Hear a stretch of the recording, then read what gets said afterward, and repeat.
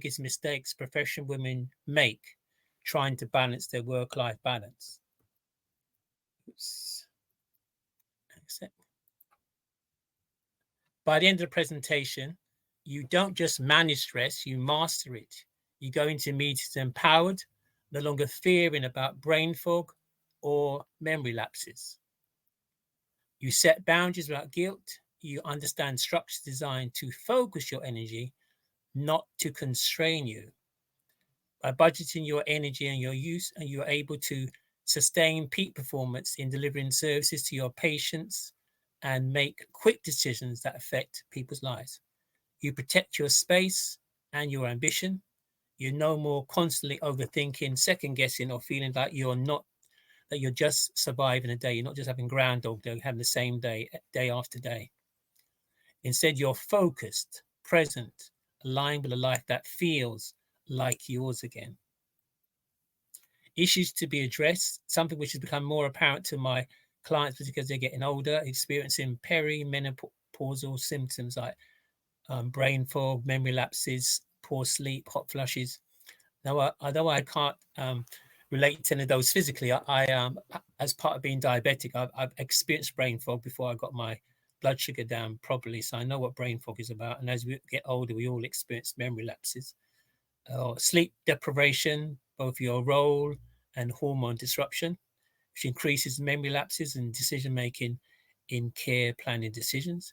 Chronic stress, high cortisol levels are wearing you down physically and mentally, resulting in increased time off work, reduced ability to provide high quality care or decision making. You'll discover the real reason burnout keeps coming back, even when you try to rest, and how to 10x your decision making, patient service, improve mental clarity, relying on HRT, supplements, or willpower. And I have to make a disclaimer, I'm not a medical doctor. I'm only talking about from a lifestyle or mindset point of view. Anything to do with medication, that's between you and your doctor. I'm not relating to that part of the issue, just mindset and lifestyle.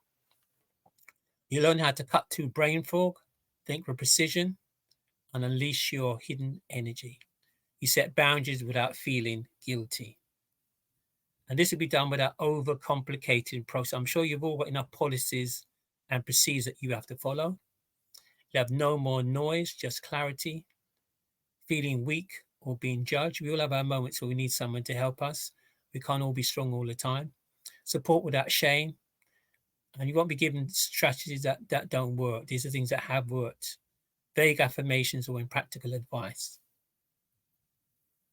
Just a little bit about my background. I'm not sure how many of you have been in a situation where you could change something in an organization. I worked for the local authority at one time where they were very bad at relating to people, black and learners, black people and Asian people in different communities. They used to call them hard to reach. Well, I had no problem reaching them. So it wasn't the organizations that were hard to reach. The organizations didn't have good, effective ways. So I got a proposal, which I put in front of the 7 managers who were very much against the idea. But I had a clear vision. I knew why their ways of working weren't effective. And I managed to overcome their resistance. The work was nationally recognized as good practice. The same manager who had to try to block the project had to ask to present the work to the top 100 managers. I was asked to lead a project when I was working for a charity. I challenged the charity to improve services to Black and Asian people because it wasn't very good with learning disabilities. To their credit, they went and got some funding, and then lo and behold, they gave me the project to run. The only problem was I had very little to no knowledge of running services with learners. I was assistant finance director. But I knew about this planning tool called Path, which helped you create a shared vision and who you need to bring on board to make that vision come through. I'm an international speaker and author, qualified neurolinguistic programmer, timeline coach, stress reduction coach for professional women in health and care sector. Now, one of the questions I'm sometimes asked, and I did address it when I spoke in Paris, is why do I work with women? Let me give 2 examples in here. Last time I talked about my chief exec, but this time I'll give 2 other examples. In the first example, when I helped deliver services, consultation process that were more effective consulting Black and Asian communities, that project would have failed unless a woman had helped me. It was her boss that was against it. I managed to persuade her with the vision that I had and the passion I had to help me. And she went against her boss. I didn't even know the woman. She went against her boss and she was instrumental in running focus groups, which I didn't know how to run properly, but she did. And she went to more meetings than I did. In the project team with people with learning disabilities, as I said, I didn't know anything about running services with people with learning disabilities, but I struck up a strategic alliance with a woman who did. My strength was finance. That was her weakness. My weakness was running a service with people with learning disabilities. So we just helped each other in that areas of weakness. And without her, that project would have failed. I could give many more examples, but just 2 examples of why I choose to work with women. A quick testimonial. A good friend of mine, Angelina, she had run her business for about a year, but for various reasons, she hadn't got around to doing the admin. She was very stressed about the backlog and knew she didn't do it, she wouldn't be able to complete her tax return. However, she was dreading the idea of doing the backlog. She was in a no-win situation. So what we did was I did an exercise to help her see the task being fulfilled in the future and experience that joy now. That alone is not enough. So I gave her some exercises, short exercises, quick exercises to do in the morning to command her day, to set her thoughts before events set them for her. And I knew she did this on a regular basis, she'd feel better. So I encouraged her to include this in her daily ritual, which over time she did, and she started to feel the benefit. Her stress levels went down, her cognitive ability went up, and she was able to find solutions that were always there, but she just couldn't think about them because she was so stressed, to get rid of the backlog quickly and easily. Who is this presentation for? You crave simple, clear tools you can actually apply between shifts in precious moments of free time, not a 20-step plan that you'll never finish. These are things you can do in your breaks, when you're traveling, very short things. You need a space where you can be fully honest, that fear of being seen as incapable or colleagues, or by colleagues or supervisors. I know some of the women are telling me when they're going to meet, they dread going there because if they have another memory lapse, they just see people just losing confidence in them. You need coaching that delivers practical, fast working strategies, ways to calm the mind, sharpen my focus, stay grounded in high pressure situations where a patient's lives are at stake. For example, I spoke about this at the last time I spoke, is the 3 steps from happiness to happiness. But basically, if you master this technique, you can change your mindset in 7 seconds. You could be stuck in traffic and getting frustrated because you're now late for an appointment, or you could have a dispute with some member of the family. You can change your mindset in 7 seconds. It's just one of the tools that I use. This presentation is not for you if you're looking for a quick fix. Nothing happens overnight. You need to apply different habits. Your habits determine your future. You're not open to changing how you approach stress. Well, if you're not open to change, then you can ask yourself, is change going to happen? You believe burnout is just part of the job, you don't see a way out. Well, that might be the culture you're in, and you'll have to make a decision about that. But there's always a way through burnout, which you can manage yourself. And just a quick example about you are not your thoughts. I had in 2017, I had an out-of-body experience where I was struggling with pneumonia. I was coughing persistently. For every 2 minutes, I was coughing. And at the meal table, someone made a joke. And I realized I couldn't laugh, cough, and chew at the same time. So the food got stuck in my throat. I had an experience where conscious level was above my head. And I was looking down at myself, coughing, asking myself, who's this person coughing? Seconds later, I collapsed backstage on the coffee table. The pain jolted my mind back into my body. The experience confirmed to me that we are not our thoughts. That moment shaped part of what I teach in the 3-step process from happiness to happiness. Now, the 5 mistakes professional women make trying to balance their work life without knowing it. Lack of boundaries. Because they feel needed, they believe they have to be there for everyone. They are too easily accessible. Maybe you're the rock that keeps the family together, or the business together, or the service together. You just feel that you have to be there for everybody. You prefer to be flexible. You respond to demands on your time, from family, friends, at work. You struggle to create goals for your priority for yourself. So I'm not valuing your most precious asset. No one else respects your time. Nobody respects anything you get too easily. You have to put a price on it and restrictions on it. Otherwise, I hear many mothers saying that, children don't value what you do for them because you do give it away too easily. Nobody respects anything you give away too easily. They're not meant for more, but they lack the confidence to dream. Gone from grown-ups to given up, stuck in the role of helping everyone else fulfill their dreams. All of us as children had great imagination. Maybe you want to be a scientist or a doctor or a lawyer or a millionaire, run a big business.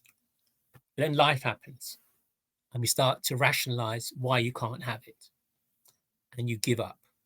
You just say, this can't happen, my age, my gender, my job, whatever. You find excuses not to go for it. But every day you wake up is a new day. Every day you wake up is a chance to go for your dreams. You're on the edge of burnout because of the constant stress of responding to other people's demands. If you're constantly responding, that is probably the most stressful position you can be in. You lack focus and purpose because you can be high achievers, but still feel unfulfilled.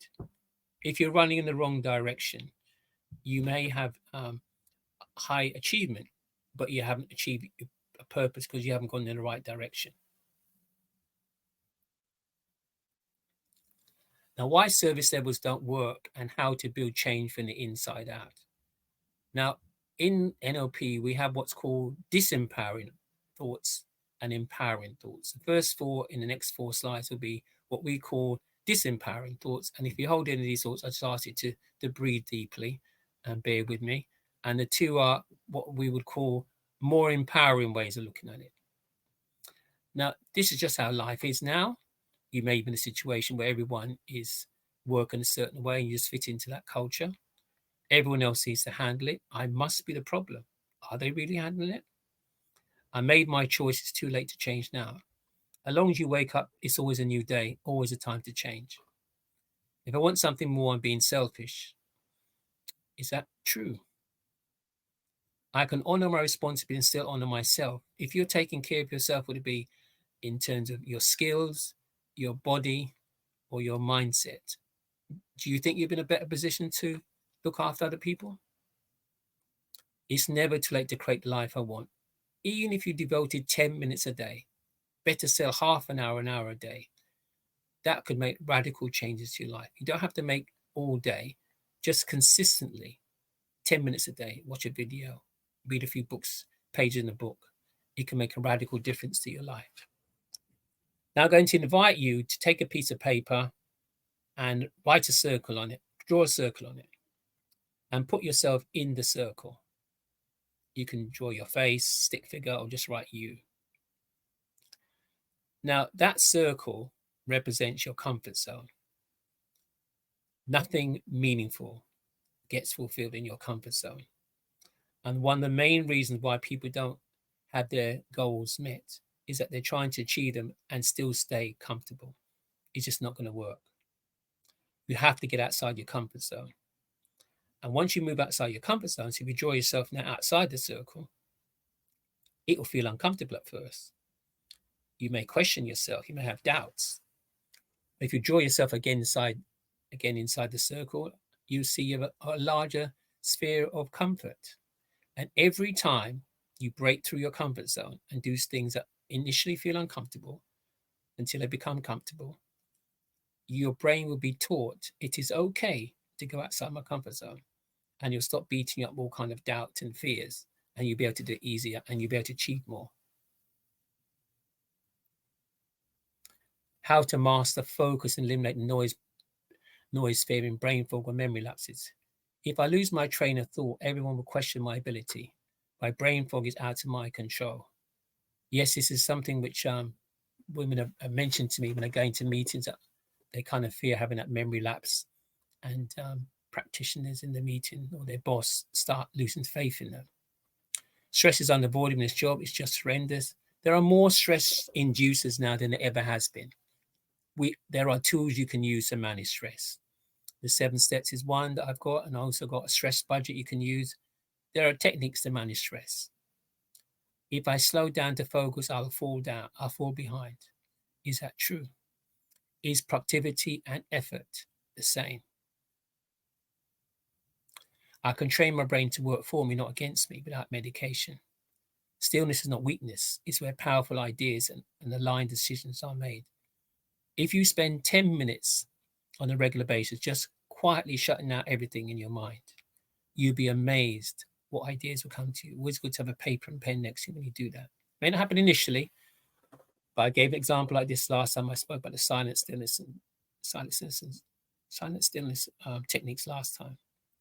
So I'm going to think about the reticular activating part of the brain. The brain can actually receive about 2 million bits of information every second.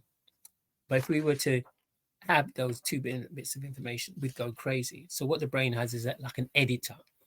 It's called the reticular activating part.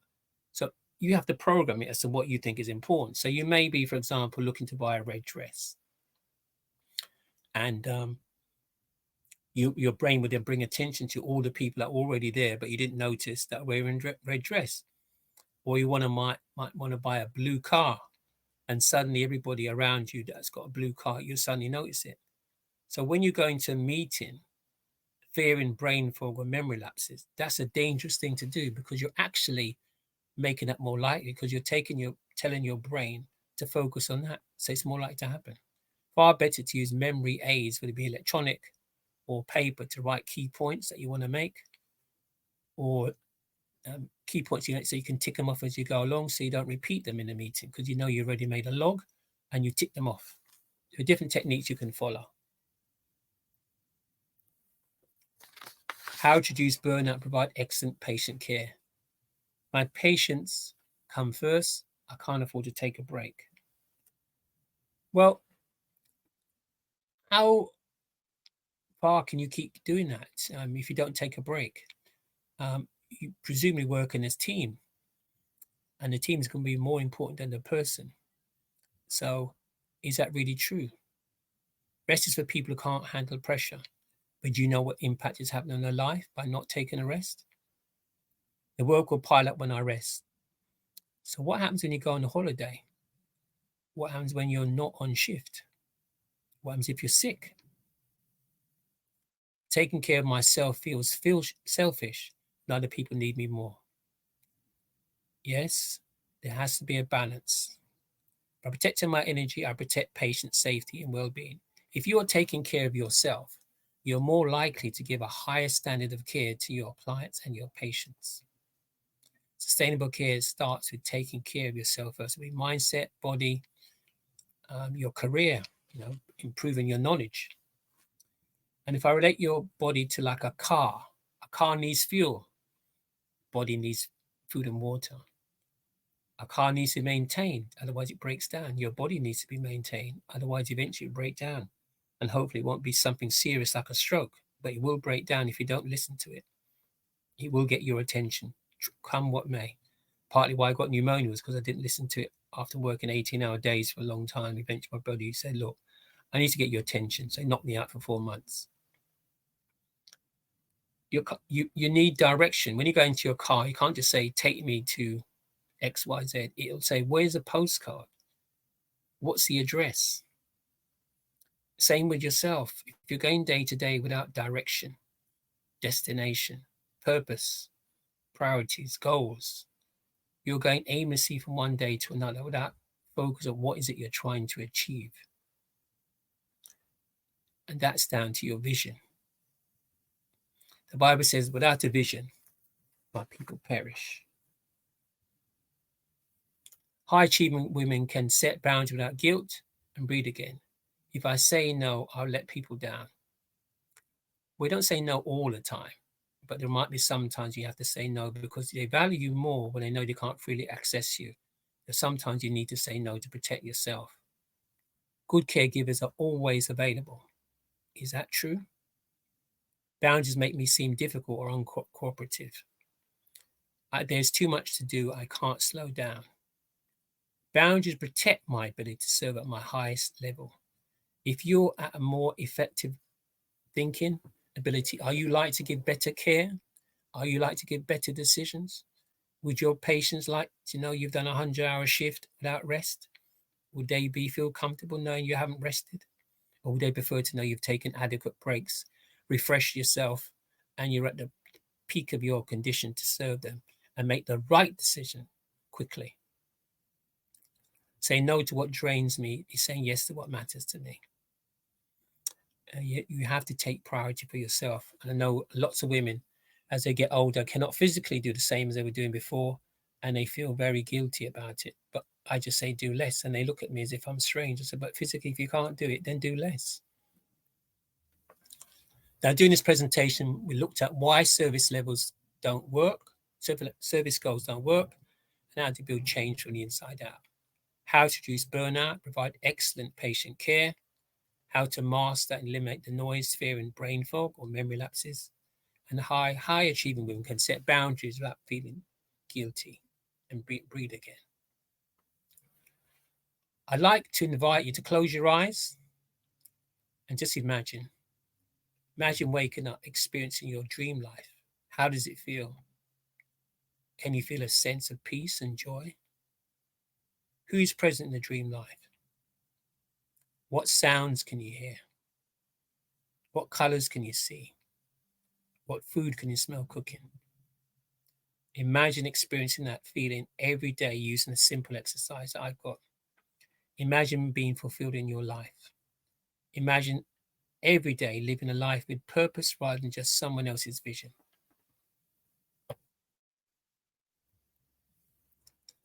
That's the end of the presentation. My name is Anthony Berry, stress reduction coach. There are my details there. Hopefully you scan that QR code, you get my LinkedIn contacts. Thank you very much for your time today.